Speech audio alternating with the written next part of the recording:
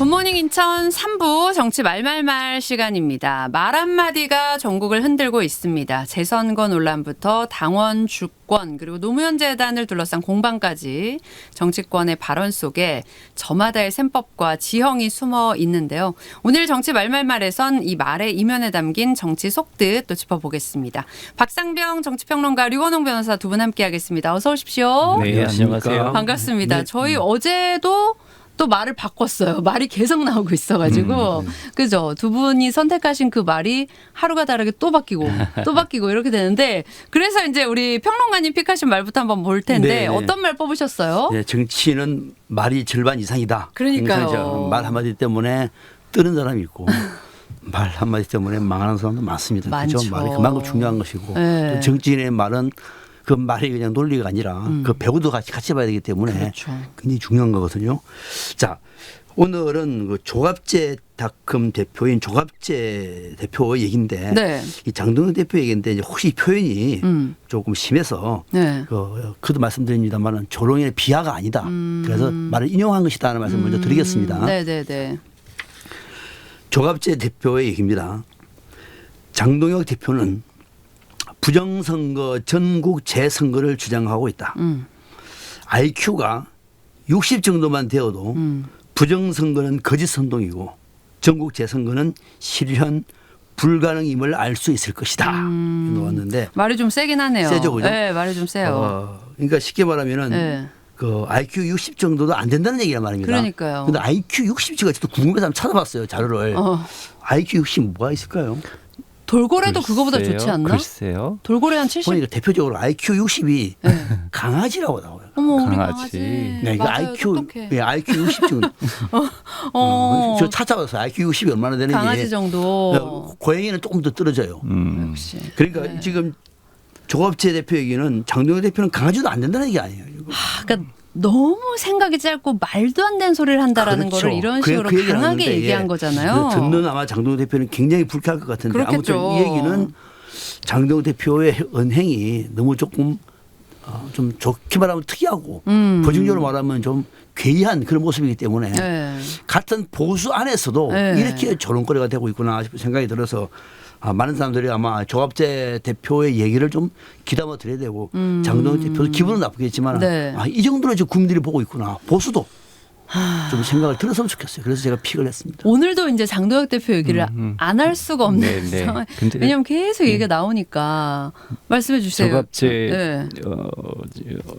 분이 이제 이분이 네. 보수 쪽에서 이제 어른이시고 말씀도 잘 하시는데 네, 네. 똑같은데 훌륭하신데 그래도 이런 표현은 너무 그래도 강하다. 최소한 네. 한 당의 당 대표인데 그건 아니고 가끔 네. 보시면 이분이 좀 특정인 편향적이라거나 좀 강한 표현을 하세요. 근데 그런 것도 아닌 것 같아. 자꾸 이래서 네. 이런 표현을 하셔가지고 서로 감정 상하고 이 감정이 상하면 강한 이 반발이 나오고 그러다 보면 해결책이 안 나오잖아요. 네, 네. 좀 심하셨어요, 이거. 네, 그렇죠. 심하게 아니, 심한데. 이러면 안 돼. 이런 심한 말을 예. 일단 뭐 이 심한 말에 우리가 동의한다기보다는 이런 심한 말을 왜 했고 그게 지금 어떤 흐름으로 가고 있기 때문에 국민들이 어떻게 받아들이는지를 봐야 될 것 그래요. 같아요. 네. 네. 그러니까 지금 장동영 대표나 국민의힘이 IQ 60에 매몰될 것이 아니라 이런 단어가 중요한 게 아니고 네네. 이거는 뭐 그냥 쓰는 표현인 거고 이 정도도 안 될 정도로 국민들의 민심을 듣지 못하고 있느냐가 핵심이란 말입니다.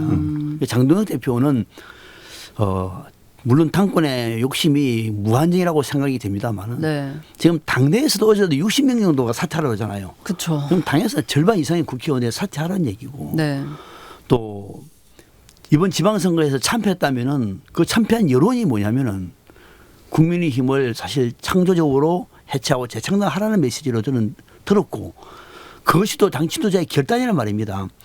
그런데 이렇게 계속 붙들고 있으면서 무슨 부정선거 얘기하고 뭐 아스팔트에 앉아가지고 미국 그 성적이 밑에 앉아가지고 있는 모습들도 보기도 안 좋고 또 태극기에 있는 것도 모습도 보기도 안 좋고 이게 제1야당 대표가 할 일일까?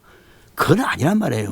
왜 이렇게 당을 몰락의 길을 가고 있느냐. 네. 몰락해도 좋다 정도가 되는 것 같아요. 안 그러면 이해할 수 없어요. 자, 그러면은 몰락해도 좋다고 얘기하면은 이제는 남은 것은 국민의힘 의원들과 당원들이 행동에 나설 일인데 저는 장동혁 대표가 전에는 버틸 것이다. 그래도 버틸 것이다. 네. 최근에는 버티기 어렵게 되겠구나. 아. 이렇게 해서 플랜 B로 가겠구나. 당내에서도 플랜 B가 나와요. 플랜 B는 저는 플랜 B를 나경원 의원을 봤는데 네. 그것이 아니라 이진숙으로 보고 있더라고요 지금 또. 아. 그 정도 얘기 나와요. 그런 얘기가 또 나와요. 그러니까 그런 얘기가 뭐 근거 있는 얘기는 아닙니다만 네. 그러니까 결국은 그들끼리 패권을 둘러싸고 당권을 놓치지 않을 또 그 것이다. 안에서 그래도 좋다. 일단 장동혁은 아니다 그래도. 일단 거기가 나경원도 아니다. 괜찮고 뭐 이진수도 괜찮고 누구 뭐 윤석열 의원도 괜찮다 괜찮지만 일단은 장동혁부터 물러나는 것은 피할 수 없겠다는 생각이 요즘에 좀 많이 들어요. 저 생각에 동의하십니까? 어떠세요, 변호사님? 아니옵니까? 바뀔 수도 있고 뭐 정치는 생물이니까 네. 괜찮은데 제일 장 대표가 쉽게 본인이 물러나기 어려운 면도 있는 게 네. 지금 여론조사가 민주당보다 국민의힘이 더 높고 대통령 지지도는 떨어지고 네. 투표용지 문제라는 중요한 아주 큰 패를 쥐고 있는데요. 그냥 저는 단순하게 봐요. 권력 싸움 아니에요? 당내의 권력 그렇죠. 싸움인데. 내가 대표인데 이 정도로 내가 물러나야 돼? 나 때문에 물론 해석에 따라서는 장 대표 때문에 이 지지도가 바뀌는 건 아니겠지만 네네. 이미 국민들을 바라보고 싸워야 되는 지방선거는 끝났어요. 이제 당내 권력 싸움인데 네. 여기 지금 이 상황에서 내가 물러나야 돼? 하는 고민을 그리고 또 그러면 다음에 들어오는 사람이 뭐 나경원이나 이준숙이 되면 그분들 성향 잘 아시잖아요. 아마 더 할 거요. 더 과거로 더 돌아갈 거예요. 더해도 좋다. 예, 그럼 더해도 좋다라고 그러면 그분들을 지지한다면 그건 그죠. 당이 더 망가져도 좋다. 이건데 차라리 새로운 주도 세력이 나오면 모를까. 그분들로 지난주에도 똑같은 네, 얘기 하셨는데 네. 그런 식의 얼굴 가리는 오히려 국민들이 더 피곤해할 것이다라는 게 더 우려스럽습니다. 네.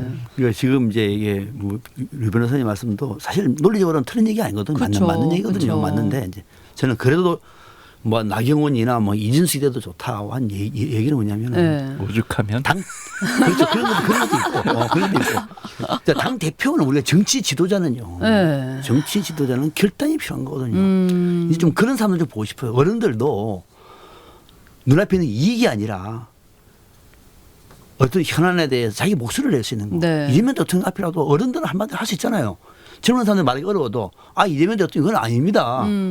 그게 어른의 역할이란 말입니다. 네네. 동네에서도 무슨 아이들이 나가서 나쁜 짓 한다고 하면은 동네 사람들은 그 아이들 그냥 그래도 얘기도 하기 싫어한다고 다. 그러나 어른들 하면은 그러면 안 돼. 얘기할 수 있는 어른이란 말입니다. 그들한테 욕을 먹더라도 그게 어른의 역할이고 정치도 지도자가 있잖아요. 네. 당대표가 제일 큰, 당에서는 제일 큰 얼굴 아닙니까? 어른이죠. 그러면 그렇죠. 이런 상황이라고 얘기하면 그래. 내가 물러나마. 당 지지율 올라가니까 다른 지도자가 오면 더 올라갈 거야. 내가 물러나기. 이런 어떤 결단이 필요한 것이고 또 그것을 국민들이 요구하고 있고 네. 의원들도 요구하고 있고 주변에서도 요구하고 있고 네. 보수 언론도 요구하고 있고 조갑제도 요구하고 있고 그런데 왜 버티냐고요 그게. 근데 본인은 진짜 무슨 셈법과 무슨 리더십과 전략으로 안 물러나는 그래서 거예요? 내가 물러나면은 다른 사람도 마찬가지야. 그거는 생각하지 마시고 네. 당신부터 물러나는 얘기야. 더 나쁜 상황 나도 괜찮아. 당신부터 물러나라 얘기를 지도자는 그 말을 들어야 되는 거예요. 그래. 물러나봐도 별거 없을 건데 그건 당신 생각이고. 네. 그래서 물러나와 뭐. 이것이 정치 지도의 결단이거든요. 네. 그렇지 않으니까 이 지금 당이 의총을 못해요. 의총을 다들. 계속 가고 있잖아요. 비공개 의총을 하고 그래서 이게 민주당의 뭐 어떤 그 반사 효과로 당 지지율 올라가는 거고 이거를 본인이 잘해가지고 지지율 올라간다 생각하면 이거는 진짜 IQ 얘기 안 할 수 없는 거예요.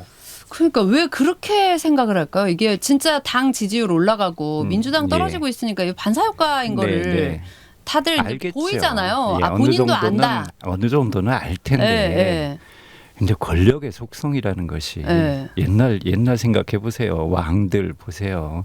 권력에는 부자 관계도 없고 형제도 없습니다. 태종이 세조가 영조가 아들을 죽였듯이 지금 옛날에 죽이는 거 대신 권력 싸움을 하는 거 아니에요. 그런데 내가 물러나게 되면 내 권력을 잃게 될 텐데 내가 왜 쉽게 물러나겠어요. 그건 이분이 정치를 어떻게 하고 지금 정치 구도가 어떻든 간에 명분이 있으면 버티려고 하겠죠. 다만 이 버티려고 하는 그 세력을 이길 수 있을 정도의 뭔가 내부적으로 치열한 갈등이 있고 싸움이 있고 이래서 새로운 건전한 세력이 나올 것이냐. 네. 저는 그거보다 오히려 그냥 얼굴만 페이스만 바꾸는 세력이 될 것이냐 아니면 진정한 변화가 있을 것이냐 이 싸움이 더 중요하지. 저는 장 대표 한 사람의 문제로 보고 싶지는 않아요. 저 본질을 보고 싶다. 이분들이 예. 그래서 만약에 그걸 예. 확장시켜가지고 예. 이 진행이 된다고 해도 결국 진짜 얼굴가리에서 끝나면 안 된다는 말씀이잖아요. 어떤 식으로 방향을 끌고 갈까요? 얼굴가리로만 놔두지도 않을 것 같은데. 제가 지방선거 전에 네. 방송에서 이제 몇 번 말씀을 드렸는데 이 싸움은 2028년까지 갈 것이다. 총선까지. 갈 것이다. 그렇죠. 그래서 이재명 피곤해. 정부는 폭도 많다. 그런 말씀 드렸잖아요. 네. 폭도 많다. 그 2년 뒤에 가면은 정당이 쪼개질 것이다. 신당이 나올 수밖에 없다. 그런 말씀을 드렸고 네. 지금도 저는 소신에 변함이 없고요. 이미 다른 토론에서 그런 얘기 한 적이 있는데 왜 그러냐면은 방금 우리 유 변호사님 말씀하신 것처럼 장동혁은 개인 장동혁만이 아니에요. 그렇죠. 당권파트에 똘똘 뭉쳐 있어요. 네, 네. 다 알아요. 근데 장동혁이 만약에 물러난다고 하면은 어떤 효과가 있을까?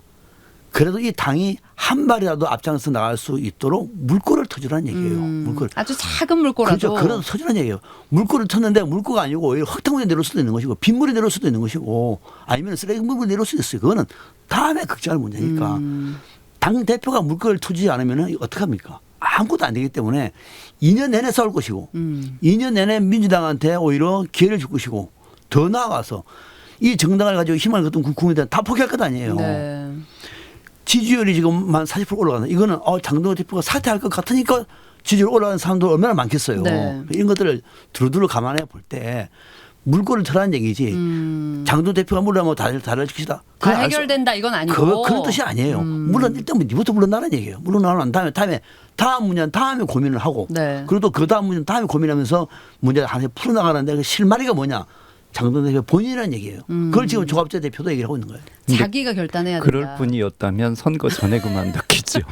그 중요한 더 아니 큰 그래도 지금도 또 타이밍이 온 거 아닌가요? 타이밍이 왔으나 네. 오히려 그때보다 명분은 더 좋아졌고 또 네. 더 좋아진 게 네. 민주당 내분이 더 시끄럽잖아요. 그렇죠. 지금 시끄러워요. 그러니 뭐 이거 네. 28년까지 지금은 선거가 없기 때문에 당내 싸움을 해도 그냥 남의 동네 불구경이잖아요. 그러니까 그쵸. 앞으로 한 1년 동안은 어떻게 될지 모르겠어요. 그러니까 총선 전에 총선을 위해서 서로 간에 양당에서 진열이 정비되기 전까지는 별 싸움이 더 있겠죠. 유 변호사님이 장동혁 대표의 이 머릿속을 꿰뚫고 있는 것 같아요. 아유, 들으니까 그냥 네. 장동혁 대표가 지금 그런 생각하고 있어요. 제가 아직 별 그게 없어서 그렇구나. 꿰뚫고 있는 것 같아요. 아니 진짜 그래서 이제 진짜 강하게 말한 조갑재 대표뿐만이 네. 아니라 강하게 말하는 사람들이 많아서 어제는 이런 말도 너무 강하다고 표현이 들었는데 일부 의원은 찌질이 소리를 면치 못할 것이다 이런 강한 얘기까지 나왔어요. 그것도 찌질이 하면 찌질이라 말 듣던 그렇죠. 이준석 대표가 또 하나겠죠. 또. 아니 이런 것들을 봤을 때 이게 계속해서 당내에서 일어나는 그 환경들이 부담만 되지 않을까요? 이걸 어떻게 생각하길래 이걸 끌고 가나요? 그러니까 이 부담이 된다고 하던 그 방금 류변수 말씀이 딱 그거예요. 네. 부담이 되는 거 알아요. 찌질이 알아요. 네. 뭐 IQ 들어도 알아요. 다 네. 알아. 그래도 버틴다는 거예요. 왜? 당권을 위해서. 그걸 쥐고 가야 되는 게 너무 중요하구나. 그런데 그 보니까 이런 지지율도 올라가고 있고 태극기 부대하고 중앙선관위 공격하는데 또또로 뭉치고 있는데 이거 괜찮은데 내가 왜 물러나? 더 버텨주지 뭐. 당에서 아무리 물러난다라도 나는 갈 거야. 이런 분위기가 원래 될 걸 알았잖아요. 네. 알고 거기다 명분까지 최근에 중앙선관위 얹어졌죠. 때문에 네. 만들어주고 그 뭐 어떤 얘기하도 물러나지 않는데 다만 이제 제가 지방선거 때도 말씀드렸다시피 이런 당심과 당심은 당 의원 소속 의원들의 생각, 네. 당권파들의 생각, 그다음에 강성당원들이 많잖아요. 네, 네. 강성당원들의 생각과 장동은 같이 가고 있다. 네. 그 당심이 민심을 이길까? 이 문제가 있는데 민심을 이길 수 지금까지는 민심을 이기고 있잖아요. 네. 뭐 민심 별로 걱정할 거 없잖아요. 지금 별로. 근데 어느 순간 되면은 당심은 민심을 이기기 어려워요. 폭발할 것이다. 민심이 가만두지 그래서 않는다. 플랜 B가 될 것이다고 하고 플랜 B에 이제 누구냐 뭐 얘기됐던 것인데 그래서 저는 장동혁 대표로 버티기는 어려울 것이고 조만간에 아마 뭐 큰 결단 내리는 것처럼 기자회견을 하지 않을까 그러면서 네. 원내대표가 다음에 비대위원장을 임명을 하고 그러면 이제 뭐 나경원, 이진숙 뭐 이런 사람으로 허두순. 사람도 가면 그나마 낫다. 그래도 낫다. 그나마 그 다음 스텝으로 가는 거니까 스텝으로 그게 가는 낫다. 네. 류 변호사님 그렇게 될까요? 어떻게 될까요? 저는 어떻게 언제쯤이라고 장담을 못 하겠어요. 버텨도 되니까. 예, 이분이 선거 전에 하는 거 보면 네. 그렇게 쉽게 그냥 그만두고 당을 위해서 내가 자리를 내려놓고 뭐 이럴 분이 아닐 것 같다는 생각이고, 그리고 두 번째는 네. 지금 자꾸 똑같은 얘기하지만 뉴 페이스가 네. 없는 거예요. 그 뉴 페이스라는 게 새로운 사람을, 새로운 세력을 이야기하는 것이지. 네. 그냥 그 안에서 누군가 비슷한, 똑같은 사람이 나오는 오히려 건 더 아니니까. 강성이 나와가지고 더 이상한 이야기를 하고 오히려 더 강하게 투표용지 싸움을 할 수도 있는 분들이거든요. 네. 자, 그랬을 때 그럼 민심과 더 멀어질 텐데 한편으로는 진짜 못 피하다 못 만난다고. 지금 두 개의 속담이 생각나요. 하나는 구간이 명관이 되면 어떡하지라는 그럴 걸, 수 하나는 구더기 무서워서 장 못 담그나라는 예. 말이 둘 다 떠오르는데 예. 그 양갈래 속에서 결단을 못 내리고 있는 건가 봐요. 그렇죠. 야. 지금 주도 세력이 없는 네. 거예요. 예컨대 오세훈 시장이 당내에 있었거나 네. 한동훈 대표가 당내에 당원으로 돼 있었고 네. 세력 결집이 되면 진정한 뭔가 이 싸움이 될 텐데 네. 다 당 밖에 있는 분들이야 사실은. 그러면 예. 한동훈 지금 무소속이지만 예. 들어가게 되는 그 시점을 어떻게 잡을까요? 한동훈 의원이 이제 당선자가. 그거는 뭐 사실 알기 어렵죠. 뭐 장동현 대표가 지금 반대하니까. 그것도 뭔가 셈이 있겠네요. 또 장동현 대표가 도저히 물러날 수 없겠구나 할 때에는 기자회견하면서 또 인상 콱 쓰면서 한동훈 의원님을 모시겠습니다. 또 이럴 수도 있는 것이고 뭐 어떤 얘기도 할 수 있는 거예요. 어떻게 될지 모르겠어요. 알수 그런 없어요. 게 정치니까. 알수 없어요. 물론 장동현 대표 물러나나 보다 했는데 그게 아니라 저는 한동훈 대표, 한동훈 의원님과 함께 열심히 이재명 정부를 위해서 이재명 정부를 견제하기 위해서. 위해서가 이재명 정부를 비판하기 위해서 끌어내리기 위해서 온 힘을 다할 것입니다. 우리의 그 힘에 한동훈 의원님은 큰 힘이 될 것입니다. 이렇게 할 수도 있어요 또. 아니 그 상상력을 어디까지 열어야 될지 무슨 모르겠어요. 일인들 못하겠어요. 네. 진짜 모르겠어요. 일단 이것도 그럼 지켜보기로 하고 다음 이제 류건우 변호사님께서 픽하신 얘기를 왜냐면은 바로 뒤에 이제 더불어민주당 얘기를 하게 될 텐데 이것도 또 이게 민주당 이야기입니다. 네, 이게 한번 지금, 들어볼게요. 오히려 장 대표보다 더 큰 싸움이 여기 있는 민주당 안에 있는데 이게 사실 누가 득인지 모르겠어요. 양쪽 다 시끄러워가지고. 네, 그럴 때예요. 네. 그냥 인정하고 가시게요. 자, 정창래 대표가 이 말을 했습니다. 네. 16일에 당원 민주주의를 강조하면서 역사는 네. 1인 1표를 얻기 위해 피를 흘렸다라는 정말 장렬한 표현을 했습니다. 네. 이게 1인 1표 지금 당대표 선거를 앞두고 룰 싸움을 하는데 나는 1인 1표제를 지키겠고 네. 이게 역사와 나의 철학과 이념과 맞는 것이다. 이게 당내 민주주의의 근본이다. 네. 라고 얘기를 하는 거예요. 그렇죠. 원래는 이제 대의원하고 권리당원하고 20대 1 투표 가치가 1대 20 차이가 나요. 20배가 컸어요. 대의원은 20표가 되는 네. 거니까 내가 보기에 이건 틀렸다라는 것이죠. 논리적으로 보면 네. 맞아요. 1인 1표가 맞다라는 그럼요. 아주 기본 상식적인 얘기로. 그럼요. 네. 그럼요. 그래서 아니 왜 대의원이라고 20표를 주느냐. 옛날에 처음에 시민혁명이 있었을 때 재산 세금 내는 사람한테만 투표권을 주고 뭐 더 주고 여자는 안 주고 네. 노예는 안 주고 뭐 이랬었는데 그게 피를 흘리면서 싸워온 역사가 1인 1표 똑같은 한 표제 아니냐. 네. 그러면 그게 민주주의라면 당내 민주주의도 1인 1표다라고 얘기를 하는데 네네. 이 명분 싸움이 결국에는 내가 8월에 있을 당대표 선거에서 이거 이기고 싶다. 1인 1표를 지키면 네. 당원들이 승산이 있다고 보는 건가요? 그럼요. 당원들이 나를 표를 더 많이 줄 줄 것이다. 텐데라고 지금 룰 싸움 그리고 대통령과의 싸움 여러 가지를 한 단어로 아주 표현을 해서 신난다라고 해서 찍었습니다. 그러면 당내에서 진짜 1인 1표로 그 당원들의 고스란한 선택을 받았을 때는 본인이 유리하다고 판단하는 거예요? 이 근거 있죠. 어때요? 지난번에 네. 정책내 대표가 당대표 네. 될 때 네. 대의원에서는 많이 밀렸지만은 네. 당원에서 많이 이겼잖아요. 이게 대의원들은 누구냐면은 무슨 네. 뭐 당협위원장들 무슨 뭐 특위위원장들 이런 분들이란 말입니다. 네. 이분들은 민주당을 지켜왔던 분들인데 수가 많지가 않고요. 또 주로 대통령의 뜻에 같이 하는 분들이 많아요. 네, 대부분이 다 당의 이제 주류니까. 당원들은 새로 들어간 젊은 당선들이 많기 때문에 정청래 대표가 생각해 볼 때 대의원이 한 명인데 이게 뭐 지금 뭐 자기는 근본도 없다고 비판하는 사람들인데 이 표를 20배 이상을 줘야 되는 거야? 네. 그건 아니지. 참 명분도 있잖아요. 1인 1표제. 이거 괜찮네. 그쵸. 하다 보면은 듣는 당원들은 기분 좋겠죠. 그렇죠. 나의 표가 똑같이. 그럼요. 정청래 네. 대표님 화이팅. 하고 안 줄 표도 줄 것이고 네, 네. 듣는 대원들은 아니 기분 나쁘지만은 내가 이 표가 아니라고 할 수는 20표인데 한 표밖에 안 되네. 이거 반대할 수도 없는 거 이거 어떡하지? 할 말 없는 이런 상황이기 때문에 명분 싸움에서 이미 정청래 대표는 한 수 이기고 가는 거예요.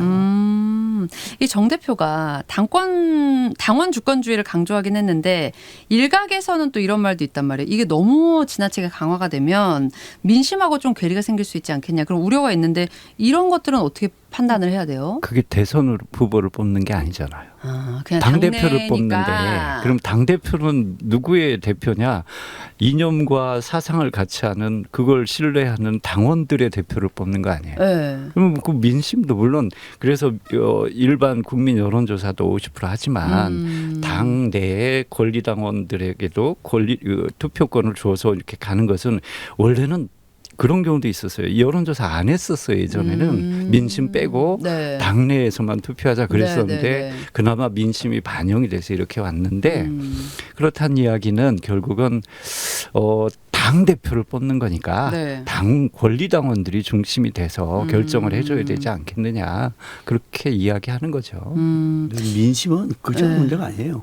왜냐하면 민주당의 당원들과 민심은 큰 뜻을 같이 가는 거예요.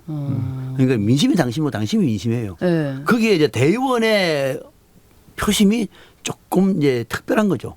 민주당을 지켜왔던 대한민국의 민주주의를 지켜왔던 네. 대의원들의 표심이니까 굉장히 정무적이고 전략적이고 또 대통령의 의중에 상당히 예민하고 이런 네. 분들이기 때문에 이분들의 생각과는 좀 괴리가 있을 수 있지만은 지금 민주당의 당원들의 강성 당원들은 이재명 대통령, 이재명 정부 더 세게 해야 된다는 거 아니에요? 민심도 좀 그런 것이고 이번 지방선거에서도 당심은 압승해야 된다. 네. 민심도 그런 것이고 그게 같이 가기 때문에 이것이 이제 민주당과 국민의힘의 차이점이에요. 네. 국민의힘도 당심과 민심이 같이 가면 이런 고민 안 해요.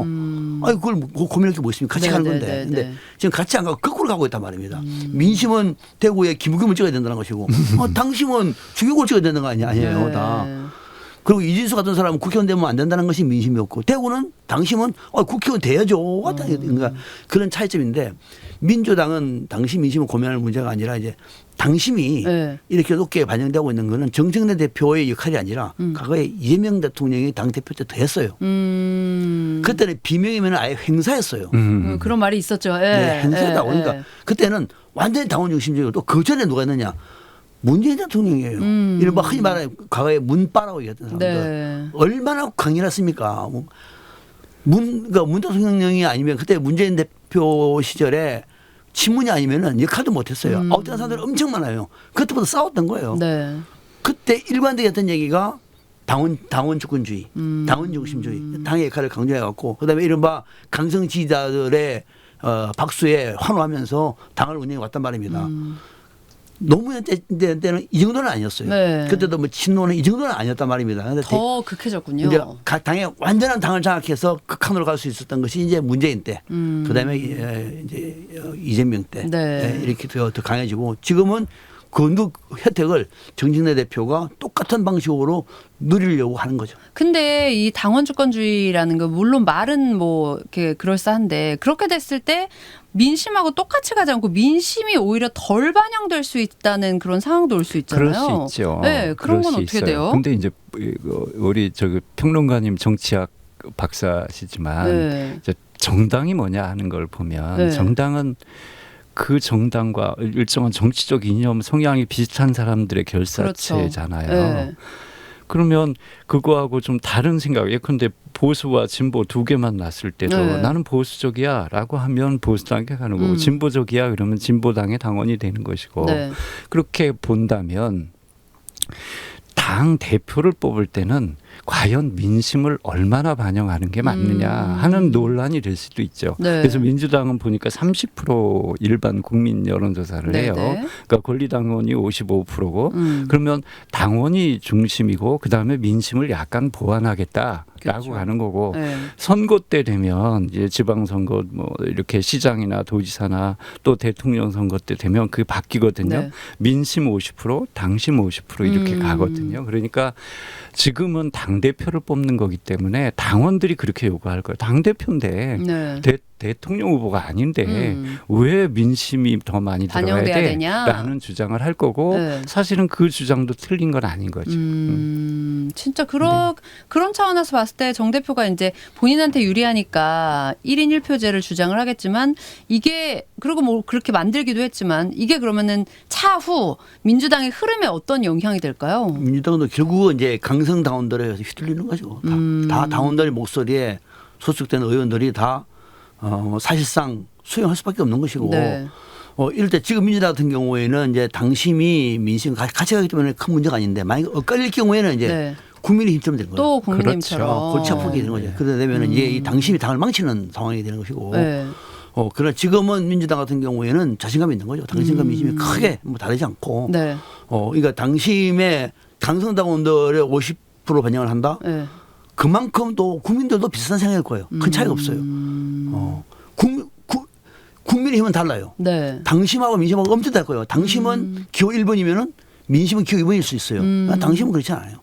민주당 쪽은. 그래서 상당히 덜 안 돼. 다만 대의원들의 이제 대의원의 표심이 네. 좀 많이 다를 수가 있는 거죠. 또 그 반영이 엄청 많으니까. 그러니까 한 20배, 30배 되니까. 그렇죠. 여기서부터 이제 밀려버리면은 방법이 없으니까 아예 그분들의 1인 1표제로 해서 명분이 있으니까 통일시켜버리면은 새로 또 당원들이 가입 많이 될 테고 네. 이분들은 다 정치인들을 지지하지 누구를 지지하겠습니까? 그러면 유리한 거죠? 그러면 전당대회 지금 이제 두 달 네, 딱 두 달 남았네요. 네, 8.17이니까. 네. 딱 두 달 남았는데 어떻게 보세요? 지금 뭐 물론 예측하기 너무 이르고 예. 계속 앞으로 변화가 있을 테지만 이런 정 대표의 포석을 지금 깔고 있는 거잖아요. 네, 네, 네. 어느 정도 효과가 나올까요? 효과가 크죠. 룰 싸움에서 삿바 싸움 룰싸움이라고 아니에요? 하는 룰 얘기가. 싸움에서 1대1로 이겨놓으면 네. 지난번에도 그 박찬대 지금 당선자하고 네. 싸웠을 때 큰 차이로 이겼어요. 적은 차이가 아니에요. 그 흐름으로. 그 대의원 쪽에서는 뭐 박찬대 후보가 이겼지만 네. 나머지 당심과 국민 여론조사에서는 정반대였어요. 그러면 최소한 이 선명성, 역사성 뭐 이런 걸 강조하는 정 대표가 네. 상당히 유리할 수 있겠구나 하는 생각이 들어요. 물론 네. 그렇게 되면 대통령실 입장에서는 아주 심각한 상황이겠지만 그러니까요. 근데 지금 윤 대통령 때부터 문제된 게 이 당청 분리 아니에요? 네. 그러니까 지금은 이럴 수 있는데 네. 좀 지나면 아무 말도 못해요. 그랬을 때는 목소리 크고 룰 싸움에서 이긴 사람이 이긴 자가. 유리해질 수밖에 없다고 봐요. 우리 평론가님 어떻게 보세요? 참 전망이 진짜 어려워요. 요즘 너무 어려워요, 진짜. 뭐 네. 서울시장도 예측해서 틀린 사람인데 맞아. 뭐 무슨 말을 하겠습니까만은 이거는 이번에는 아마 제가 볼 때 상당한 박빙이 될 것이다. 누가 이긴다고 말하기 어려울 만큼 네. 민주당의 강성 당원들은 이재명 대통령 지지한단 말입니다. 그렇죠. 그러면은 김민석을 부를 수 없잖아요. 네. 그렇죠. 김민석이 갖고 있는 저력이 김민석 개인을 보고 한다고 하면은 그냥 정책내 100% 이기죠. 그러나 이번 당권 싸움은 이재명과 정책내 싸움이란 말입니다. 결국 또 그렇게 될 것 같아요. 이재명과 정책내 네. 싸움이면은 정책내가 이긴다? 그거 장담하기 어려워요. 그 이재명 대통령의 가능성도 있어요. 어쨌든 대통령이니까. 네. 그러니까 그 현직이니까. 싸움, 네. 그래서 그 싸움이기 때문에 네. 대표만 놓고 보면은 김민석과 정책내 싸움이 안 되죠, 그거는. 그쵸. 그러나 이제 이번 뭐 당권 싸움을 누가 김민석과 정책내 싸움이라고 보겠습니까? 이재명과 정책내 싸움인데 그러면은 정책내가 이재명 대통령을 이기기에는 아직은 임기도 1년밖에 안 지났는데 쉽지 않을 걸. 그게 제 생각입니다. 예. 이것도 저도 또 계속 그렇게 보면서 하나 문제가 되는 게 네. 서울시장 정 후보 내세운 것처럼 네. 김민석 후보를 내세운 게 실패착이 아닐까. 왜냐면요. 인물에서 좀 약하지 않나. 김민석이라는 사람의 과거를 보면 왔다 갔다 하고 뭐 문제가 많았습니다. 이거 치고 들어오고 유시민 나오고 뭐 이러면요. 이제 게임 한번 해보면 별 상황이 다 나올 겁니다. 네. 뭐 다음 넘어가시죠. 이거 한도 끝도. 야, 이건 왜냐면 앞으로 한 2달 남았으니까 네, 또 네. 얘기할 기회가 있을 거고. 자, 그래서 이번에 이제 박상병 평론가님의 두 번째 픽 어떤 말 뽑아오셨어요? 두 번째 피규어? 네. 이재명 대통령의 그 수많은 밑에 어록. 있네. 네. 정책내. 너무 집중해요. 계속 이거 짜고 하는 것 같은데. 아니 그러니까 계속 똑같이 이 얘기를 하게 되네. 네. 할 수 없이 제가 네, 말씀해 주세요. 이거는 딱 좋은 말이네. 네. 정쟁래 대표입니다. 최근에 공항에 못 나가가지고 지금 참 그것도 이재명 대통령 일단 속 좁은 정치적이고요. 오늘 또 나간대요. 아니 그 자리에 왜 아무리 그러니까 그게 이재명 그릇의 한계예요 저는. 네, 그러니까 둘도 오지 말라고 하든지 누가 불러막아가지고 정치 해설을 하고 난 다음에 이거 엄청 뭐니까 이제 둘 다 오세요. 이거는 나는 그런 거는 아무튼 이재명 대통령한테 상당히 비판적인데 네. 그때예요 그때 이재명 네, 대통령 김민석이는 가고 정치인은 못 가고 그 시기에 네. 정책내 대표 얘기입니다. 이재명 대통령님의 수많은 어록 중에 정치는 정치인이 하는 것 같지만 결국은 국민이 한다라고 했던 말씀을 저는 참 좋아하고 늘 가슴에 새기면서 임해왔습니다. 네. 당 운영도 마찬가지입니다. 완전히 그냥 한 방을 딱 때린 거죠. 그러니까 이 마지막에 당 운영도 마찬가지입니다. 야, 이거는 뭐 이재명 대통령도 할 말 없는 것이고 김민석도 할 말 없는 것이고. 그러니까 당신이 이런 말 했는데 그렇죠. 예. 당 운영도 마찬가지야. 라고 얘기한 거잖아요. 저는 이재명 대통령 굉장히 불쾌했지만 이게 내 말인데 이거 어떡하지? 할 말이 아마 이런 생각할 것 같아요. 그러니까요. 어떻게 들으셨어요, 우리 변호사님은? 참 이 정창래 대표가 네. 만만치 않다. 이런 표현을 다 하고 이게 전투력이 대단하신 분이다. 사실 1년 대통령 취임 1년밖에 안 됐는데 네. 여기에 이렇게 맞불을 놓고 한바탕 붙을 정도라면 네. 그리고 이제 계속 똑같은 아까 1인 1표제하고 연결된 문제인데요. 얘기잖아요. 이 싸움은 그 유시민 대표 전 의원이 네. 그 얘기 ABC론 그렇죠. 이야기하면서 하는 네. 거에 그 싸움이 진정 한판으로 온 거 아닌가. 그러니까 어떻게 보면 친문 친노 옛날에 네. 그 세력과 그리고 운동권 이제 686이 돼버렸네요. 네. 어느새 이분들 세력과 이재명을 뒷받침해주는 이 세력 간에 네. 전쟁이 난 거 아니냐. 저번에 이재명 대통령이 총선 때 그 686 운동권 세력을 다 쳤잖아요. 네. 완전히 뿌리를 못 뽑아서 뽑으신 거야. 이 세력이 다시 살아있는 거고 음. 그리고 이쪽 686 쪽 이념과 운동권적 성향에서 봤을 때 이쪽은 논리도 없고 명분도 없고 이상해. 그런지 한판 싸움이 제대로 벌어진 거 아닌가. 이 싸움이 어떻게 될지 흥미진진합니다. 근데 진짜 또 어딘가에서는 그렇게 얘기하더라고요. 그러니까 그것도 궁금해요. 보통 이제 임기 1년 차면 사실 주변에서 이제 협조하지 이렇게 그야말로 맞불 놓고 이러지 않는 상황이었잖아요. 근데 이번에는 왜 이렇게 아직 레임덕이 올 시기도 아니고 더 먼 미래를 보기에는 좀 이르다 싶은데 왜 이렇게 일찍 시작되는 느낌이에요? 1년차 대통령 1년차 당대표 1년차. 아니 대통령 1년차. 대통령 1년 차는 이제 이재명 대통령은 자기 총선에 관심 많아요. 누구를 공천할지 더 관심 많아요. 아니 이재명 대통령은 그렇게 크게 정치를 펼칠 분이 아니에요. 네. 제일 관심 많을 거리가 아마당에서 그런데 그러면은 자기가 역할을 하기 위해서는 정치인들 말 잘 안 들으니까 네. 말 잘 듣는 사람 누가 좋을까? 우리 총리님 공항에 오세요. 빨리 나가잖아. 가서 옆에 앉아가지고 짜짜짜 그러면서 얘기하고 있잖아요. 그러니까 그렇게 생각하는 것이 뻔한 것이고 이재명 대통령이 그렇게 하면 안 되는 거죠. 나는 대한민국 대통령이다. 근데 무슨 당에서 하는데 무슨 청와대에서 그래 입장 없다 우리는. 당에서 알아서 네. 민주당을 그렇게 보지 마. 이렇게 말하면은 좋겠습니까? 얼마나 좋겠습니까? 네. 이재명 대통령은 그 정도는 안 돼요. 안 되고 그거 보세요. 이번에도 욕을 엄청 저도 비판 많이 했어요. 네. 결국은 또 이제 귀국할 때는 같이 오라고 하잖아요. 네. 그러면 처음부터 같이 가든지 그러면은. 그러니까 이게 그러니까 그런 상황에서 당내 관심이 많은 데다가 마침 전당대회가 있으니까 네. 이번 전당대회는 당권이 포함되어 있잖아요. 아니. 저기 공천권이 네. 당권에서 다음 공천권이 총선을 앞두고 그렇죠. 있으니까. 공천에 보면 이게 이재명 대통령도 가면 못 보는 거야. 그래서 지금 바쁜 거야 이재명 대통령도. 이거 큰일 났는데. 맞아요. 공천권이 있네 이거. 공천권 없으면은 저는 대한민국의 대통령으로서 어디 국민의 통합과 화합을 위해서 이렇게 얘기할 텐데 네. 공천권이 있네. 큰일 났네. 당대표 누가 되지? 정치인에 인기가 많은데 어떡하지? 하면서 저격을 했잖아요. 네. 지난번 1주년 때도 저격했잖아요. 네. 그걸 딱 듣는 순간에 이재명 대통령은 상당히 위기감을 느끼는구나. 당에 대해서. 그리고 잘하면은 이재명 정부도 성공하기가 쉽지 않겠구나. 라고 생각을 그때 가졌어요. 네. 그러고 난 다음에 정치인들 빼고 외국에 가버린 거야. 야, 이게 이제 노골적이네. 이런 생각을 했는데 이재명 대통령도 1년 차지만은 자기 총선에서 공천권을 갖고 있는 당대표에는 누구보다도 관심이 많을 수밖에 없다. 관심이 없을 수가 없다. 그걸 키고 하잖아요. 네. 앞으로 2달 동안 보세요. 아마 온갖 방법으로 기괴한 방법으로 당무에 개입할 거예요.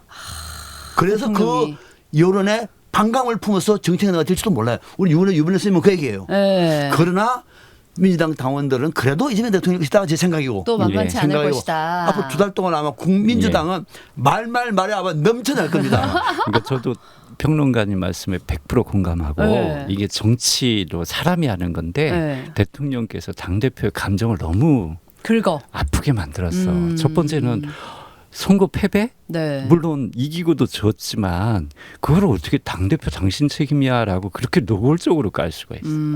본인 책임도 많잖아요. 네. 선거 패배의 원인은 본인이 후보 잘못 이렇게 뭐 해주세요 이 얘기도 실패했다 있었고 이런 얘기도 있으니까. 또 하나는 그놈의 SNS에 그렇게 국민들에게 직접적으로 하면서 그중에 네. 부동산이라든지 뭐 여러 가지 부작용이 이미 났어요. 발표는 또 선거 며칠 전에 이 검찰한테 뭐 올바르게 되지 않은 공선을 또 취소해야 된다고 등등. 네. 결국에 자기 책임도 큰데 네. 모든 걸 다 당대표한테 당신 책임이야 그러니 그리고 말도 살벌하게 하시니 외국 나가는데 뭐 누구 얘기는 옷 입고 있었는데 오지 말라 그래서 못 나갔다 그러는데 네.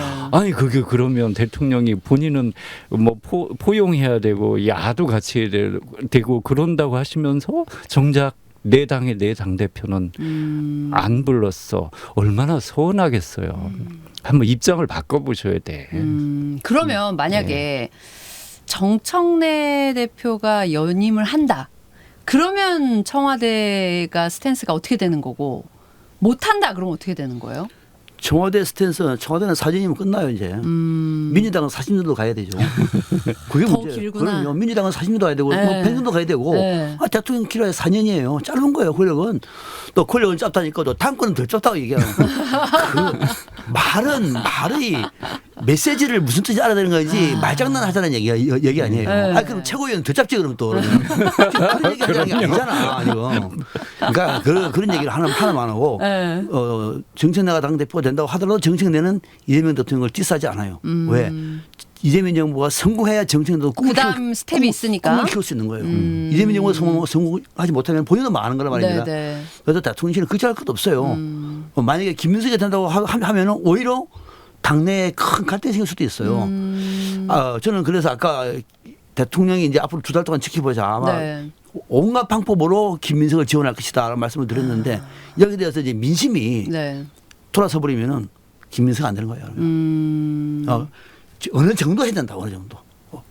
진짜 밀당과 그러니까 그렇게 해서 아주 수준 높게 하고 그러면은 야 역시 이재명 대통령 멋있다. 네. 뭐 문재인하고 다르다 이렇게 나올 텐데 똑같네 더 하나 이렇게 가버리면은 정신이 이기는 거예요. 예.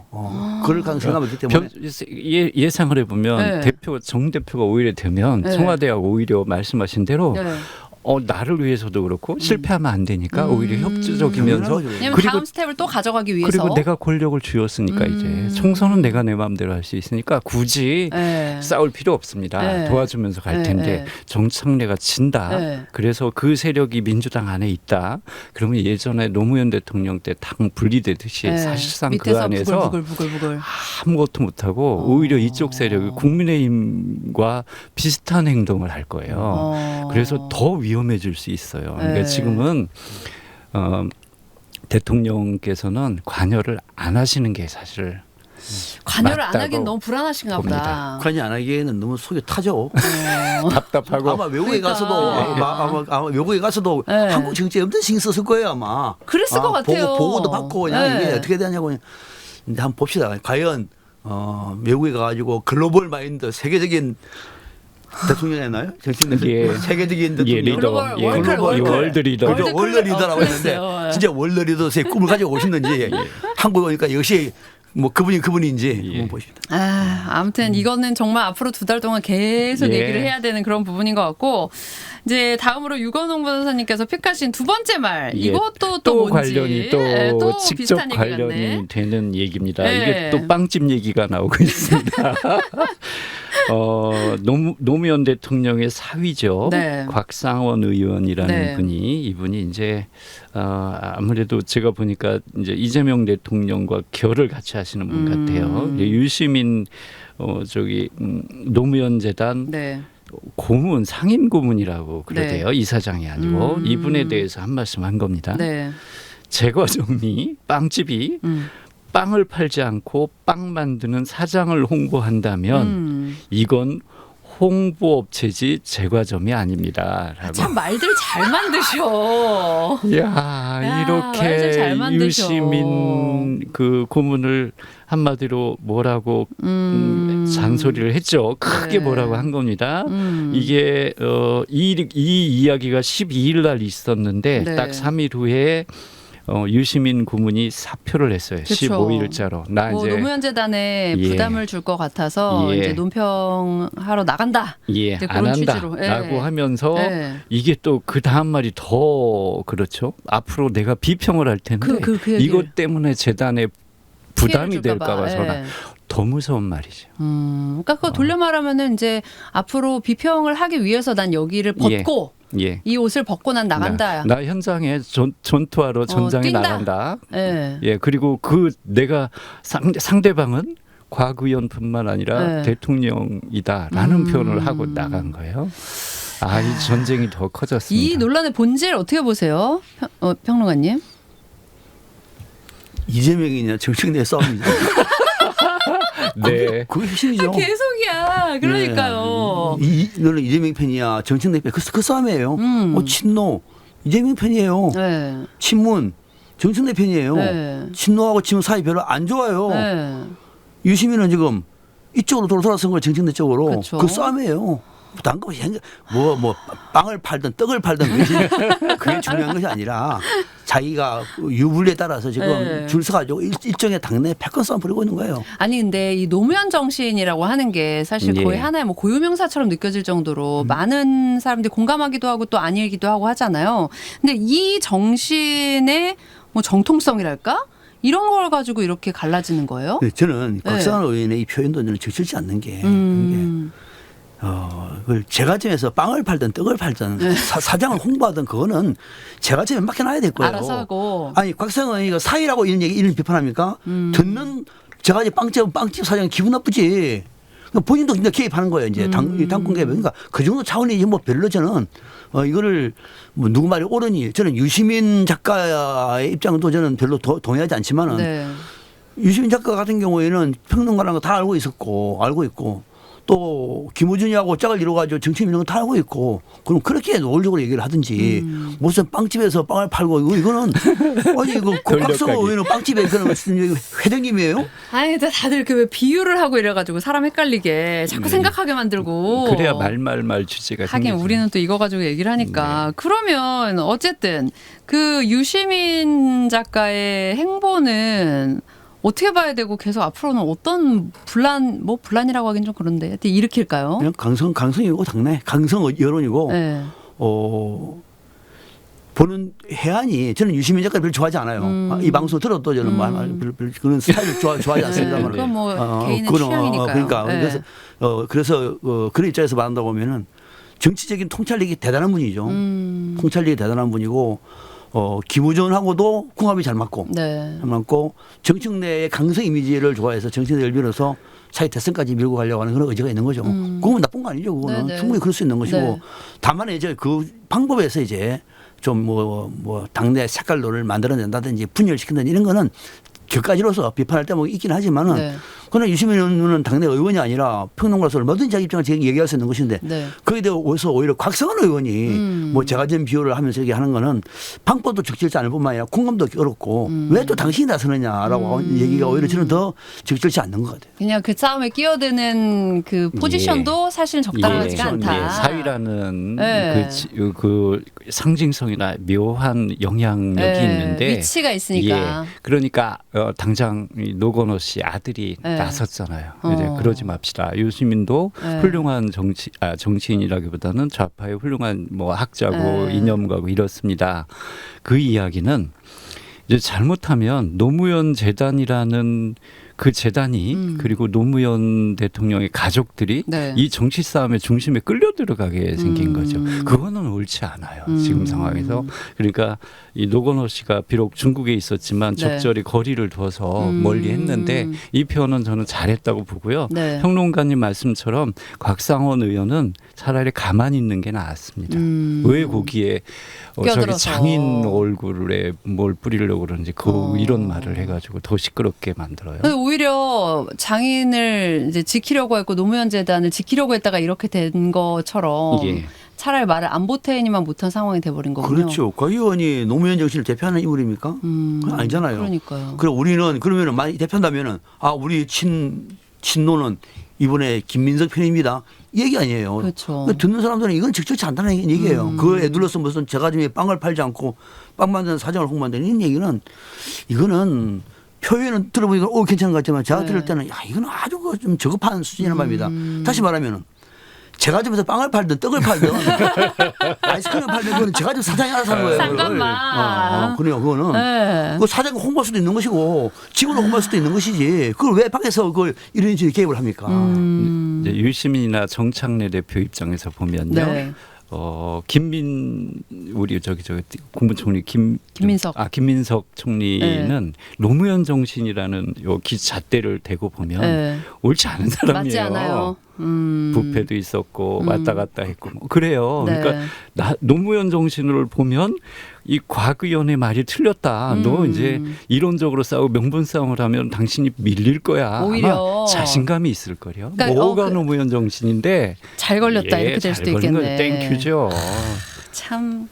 왜 그러는지 모르겠습니다. 본전도 못 찾은 발언이다. 곽상원 우리가 의원의 얘기는. 처음에 이제 국민의힘 얘기로 시작해서 민주당 얘기를 하면서 거의 반 이상이 지나간 걸 보니까 장동혁 대표가 운이 좋다라는 생각도 드네요. 민주당 쪽에서 이렇게. 그렇죠. 서로 운이 좋죠. 그죠? 네. 이게 서로. 적대적 공상관계. 진짜 그런. 전형적인 적대적 공상관계. 그런 것 같아요. 민주당 때문에 장동혁 살고 네. 장동혁 때문에 민주당 살고 두 당은 너무너무 해피한 거야. 적대적 공상관계의 현실을 우리가 지금 목도하고 있습니다. 그러니까 이 듣는 분들이 뭐 알아서 생각들을 하시겠지만 이래서 계속해서 관심을 가지고 어디 쪽에 휘둘리는 거 아닌가 이런 마음을 좀 가져야 되는 것 같고 마지막으로 이제 짧게 저희 제작진 픽을 한번 볼 텐데 이 오세훈 서울시장이 어제 이제 그 1년 6개월 징역을 구형받았거든요. 그러고 나서 얘기한 게 검사들 떳떳하냐라고 하면서 검사들을 일갈했어요.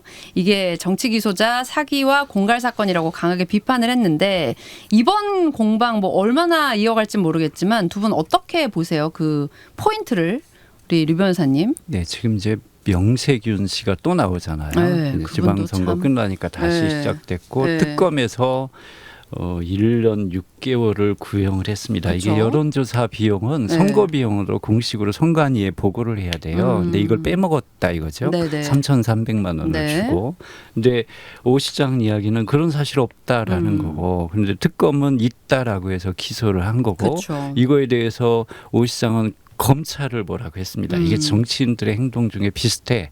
나를 기소하거나 이러면 검찰이 정치화됐어. 이게 니네가 올바른 조직이 아니야. 이렇게 이제 네. 공격을 하는데 이제 그걸 떠나서 일단은 법원의 판단을 기다려 봐야 되는 거고 이제 오세훈 시장 입장에서는 이게 자기 나중에 정치 생명이 달려 있잖아요. 네. 그러다 보니까 이걸 어떻게든지 정치적인 쟁점으로 만들어서 자기가 불리한 민주당의 뭐 검찰에 압력을 넣거나 뭐 이런 관계로 나를 기소했다 이런 프레임을 짜고 싶은 거겠죠. 짜서 해야 되니까. 예. 그렇죠. 이제 이게 오세훈 시장은 이번 네. 지방선거에서 최대 수혜자가 됐죠. 그렇죠.